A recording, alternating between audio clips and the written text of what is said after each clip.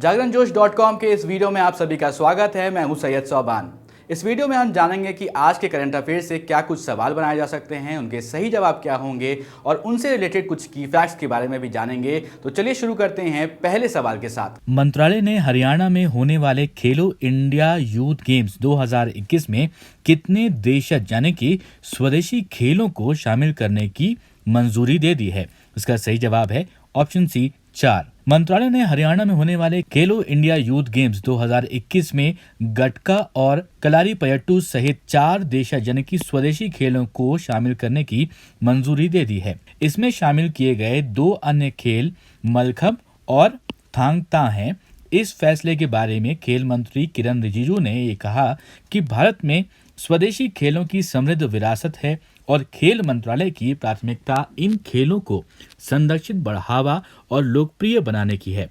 खेलो India youth games की शुरुआत साल 2018 में खेलो इंडिया स्कूल गेम्स के रूप में हुई थी। इसका आयोजन साल में एक बार जनवरी या फिर फरवरी, इन 2 महीने में एक बार किया जाता है और ये नेशनल लेवल के ग्रास रूट गेम्स हैं। बढ़ते हैं अपने अगले सवाल की तरफ। जर्मनी के कोलोन में आयोजित कोलोन विश्व कप में भारतीय मुक्केबाजों ने शानदार प्रदर्शन करते हुए 3 गोल्ड मेडल समेत निम्न में से कितने मेडल अपने नाम किए हैं? इसका सही जवाब है ऑप्शन बी 9 मेडल।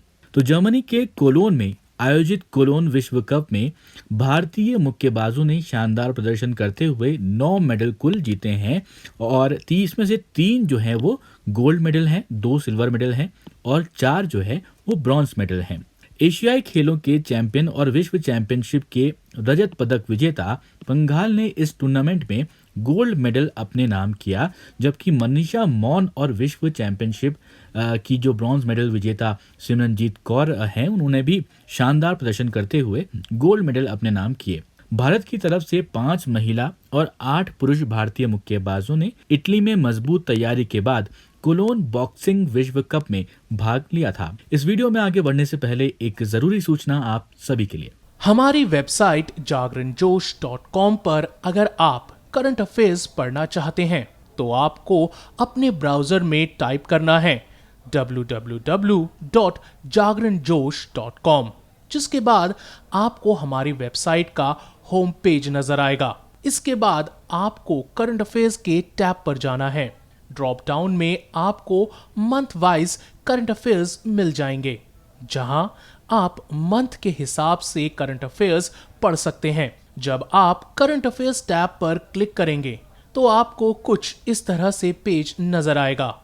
अगर आप कैटेगरी वाइज करंट अफेयर्स पढ़ना चाहते हैं तो आप अपनी पसंद के हिसाब से कोई भी कैटेगरी चूज कर सकते हैं, जिसमें latest, national, international, sports, technology और इकोनॉमी जैसी कैटेगरीज मौजूद हैं। बढ़ते हैं अपने अगले सवाल की तरफ।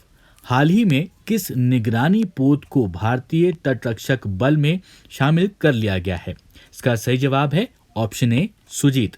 भारतीय तटरक्षक के गश्ती जहाज सुजीत, जिसका नाम है, उसको हाल ही में गोवा में जलावतरण हुआ उसका, और ये समुद्र में गश्त के लिए 105 मीटर सीरीज का दूसरा जहाज है। इससे तटरक्षक की परिचालन क्षमता में इजाफा होगा और इस स्वदेशी अपतटीय पोत यानी कि ओपीवी का डिजाइन जो है वो साथ साथ इसका जो निर्माण है वो जीएसएल ने किया है। ये उन्नत तकनीक, नौ परिवहन तथा संचार उपकरणों व फिर सेंसर से लैस है। इस समय भारतीय तटरक्षक बल के पास 155 जहाज का एक बेड़ा तथा 62 जो है उसमें विमान भी शामिल हैं। बढ़ते हैं अपने अगले सवाल की तरफ। अंतर्राष्ट्रीय मानव एकजुटता दिवस यानी कि इंटरनेशनल ह्यूमन सॉलिडेरिटी डे निम्न में से किस दिन मनाया जाता है? इसका सही जवाब है ऑप्शन डी 20 दिसंबर। तो पूरे विश्व में हर साल 20 दिसंबर को अंतर्राष्ट्रीय मानव एकजुटता दिवस यानी कि अंग्रेजी में से कहते हैं इंटरनेशनल ह्यूमन सॉलिडेरिटी डे, इसको मनाया जाता है। संयुक्त राष्ट्र यानी कि यूएन ने विविधता में एकता के महत्व को समझाने के लिए 22 दिसंबर 2005 को ये दिवस मनाने की घोषणा की थी। तब से अब तक हर साल 20 दिसंबर को अंतर्राष्ट्रीय मानव एकजुटता दिवस मनाया जा रहा है। अंतर्राष्ट्रीय मानव एकजुटता दिवस सतत विकास एजेंडा पर आधारित है, जो गरीबी, भूख और बीमारी जैसी कई दुर्बलताओं से लोगों को बाहर निकालने के लक्ष्य पर केंद्रित है। बढ़ते हैं अपने अगले सवाल की तरफ। अमेरिकी स्पेस फोर्स ने हाल ही में अपने जवानों को नया नाम क्या दिया है? तो इसका जो सही जवाब है वो है ऑप्शन ए, गार्जियंस। तो अमेरिकी स्पेस फोर्स ने हाल ही में अपने जाबाजों को जो नया नाम दिया है वो है गार्जियंस। स्पेस फोर्स ने ये कहा है कि उसके जवान अब गार्जियंस के नाम से जाने जाएंगे। अमेरिका में लगभग 2 साल पहले इस फोर्स के गठन की घोषणा की गई थी। ये फोर्स अमेरिका के 6ठे सशस्त्र बल के रूप में सामने आई है और इससे जुड़े जवान वास्तविक रूप से अंतरिक्ष में तैनात नहीं होते हैं, बल्कि अमेरिकी उपग्रहों की जो सुरक्षा है उसके लिए काम करते हैं। इसका उद्देश्य अंतरिक्ष में प्रतिद्वंदी देशों के साथ मुकाबला करने के लिए होता है और इसे एक प्रकार की अंतरिक्ष सेना भी कहा जा सकता है। बढ़ते हैं अपने अगले सवाल की तरफ। हिमाचल प्रदेश सरकार ने धर्म की स्वतंत्रता अधिनियम 2019 को मंजूरी दे दी है। इसके तहत जबरन धर्मांतरण पर अब कितने साल की सजा का प्रावधान किया गया है? इसका सही जवाब है ऑप्शन डी, 7 साल। तो हिमाचल प्रदेश में जबरन या फिर बहला फुसलाकर धर्मांतरण या फिर धर्मांतरण के एकमात्र उद्देश्य यानी कि जो शादी के खिलाफ एक अधिक कठोर कानून लागू हो गया है, इसमें उल्लंघनकर्ताओं के लिए 7 वर्ष तक की सजा का प्रावधान किया गया है। ये 2006 के कानून की जगह लेगा। उत्तर प्रदेश सरकार द्वारा पिछले महीने जबरन या फिर धोखेबाजी से या फिर धर्मांतरण के खिलाफ एक अध्यादेश को अधिसूचित किया गया था। इसके बारे में भी एक वीडियो हमारे पास उपलब्ध है। आप इसको अगर देखना चाहते हैं तो हमारे चैनल पर आप देख सकते हैं, जिसमें विभिन्न श्रेणियों के तहत 10 साल तक की कैद या फिर अधिकतम 50,000 रुपए के जुर्माने का प्रावधान किया गया था। वो हालांकि ऑर्डिनेंस था, अभी उसको आप ये लॉ या वैसे तो लॉ बन चुका है, लेकिन अगर आप जब लोकसभा से पारित होता है, फिर राज्यसभा से पारित होता है, फिर उसके बाद गवर्नर के या फिर प्रेसिडेंट के उसमें साइन होते हैं, तो वो अभी नहीं हुए हैं, लेकिन वो ऑर्डिनेंस बन चुका है। गवर्नर जो थी वहाँ की यानी कि उत्तर प्रदेश की, उन्होंने उस पर साइन किए हुए हैं। तो दोस्तों वो सवाल जिसका जवाब हमने आपसे पिछले वीडियो में पूछा था, सवाल था भारत और किस देश के बीच लगभग 55 वर्ष बाद चिल्हटी हल्दीबाड़ी रेल लाइन फिर से शुरू हुई है?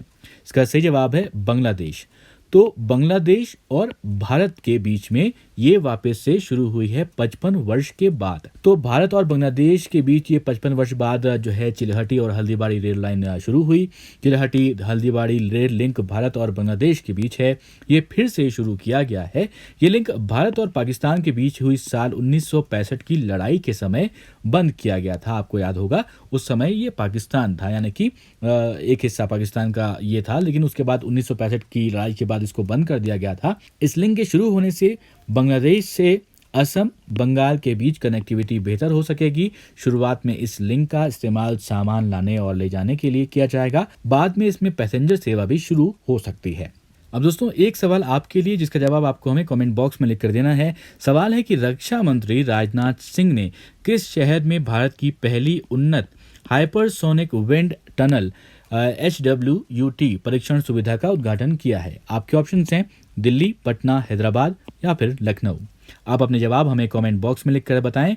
अगर ये वीडियो आपको पसंद आया हो तो इस वीडियो को लाइक करें, इस वीडियो को ज़रूर अपने दोस्तों के साथ भी शेयर करें, और अभी तक आपने हमारे चैनल को सब्सक्राइब नहीं किया है तो ज़रूर सब्सक्राइब करें और देखते रहें जागरणजोश.com।